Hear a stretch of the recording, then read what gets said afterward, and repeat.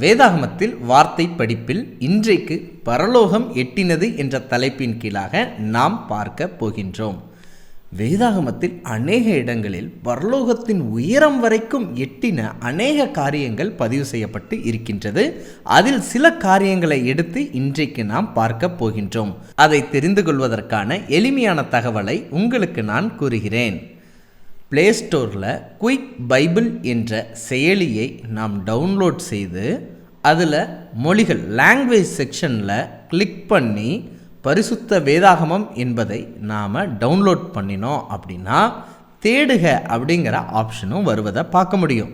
அந்த தேடுகங்கிற ஆப்ஷனில் எட்டினது என்பதை நம்முடைய தமிழ் கீபோர்டில் டைப் பண்ணி தேடினோன்னா பைபிளில் எங்கெல்லாம் எட்டினது என்ற வார்த்தை வருகிறதோ அதை நாம் புரிந்து கொள்ளலாம். அதிலிருந்து 2 முக்கியமான வசனங்களை நான் வாசிக்கப் போகின்றேன். முதலாவது யோனா 1ஆம் அதிகாரம் 2ஆம் வாக்கியம்.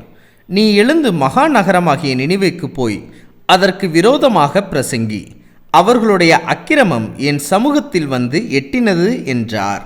இந்த வசனத்திலிருந்து ஆண்டவர் யோனா தீர்க்கதரிசியின் இடத்தில் நினிவே மக்களின் அக்கிரமம் பாவம் பரலோகத்தில் என்னுடைய சந்நிதியின் உயரத்திற்கு எட்டினது என்று சொல்வதை பார்க்க முடிகின்றது.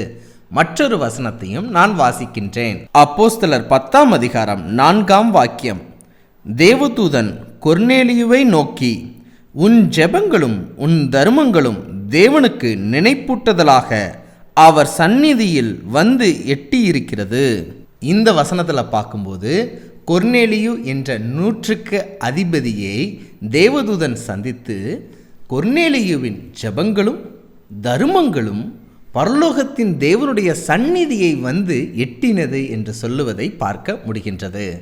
இந்த 2 நிகழ்விலிருந்து நாம் கற்றுக்கொள்ளக்கூடிய ஆவிக்குரிய பாடம் என்னவென்றால், நம்முடைய அக்கிரமங்கள் நம்முடைய பாவங்கள் தேவனுடைய சந்நிதியை பரலோகத்தின் உயரம் வரை எட்டக்கூடியதாய் இருக்கிறதா? இல்லை, நம்முடைய விசுவாசம் உள்ள ஜெபம், ஏழை எளியோருக்கு செய்யக்கூடிய தான தர்மம் பரலோகத்தின் தேவனுடைய சந்நிதியை எட்டக்கூடியதாய் இருக்கின்றதா? இது பரலோகம் வரைக்கும் எட்டக்கூடிய உயரத்திற்கு நாம் செய்யக்கூடியவர்களாய் இருக்கிறோம் என்ற சிந்தனையை நமக்கு முன்பாக வைக்கின்றது.